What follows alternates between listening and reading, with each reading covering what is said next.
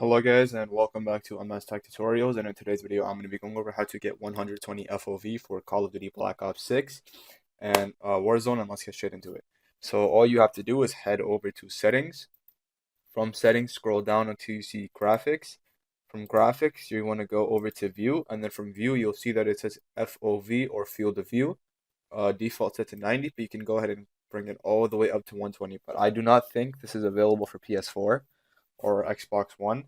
I think this is only for PS5, PS5 Pro, Xbox Series X and S, and PC, of course. And yeah, that is basically it. That is how to get 120 FOV for Call of Duty Warzone. You can see the changes here as well. Go ahead and go back. You don't have to apply anything, it automatically changes. And you can go ahead and go into a battle royale game, etc. to check it out.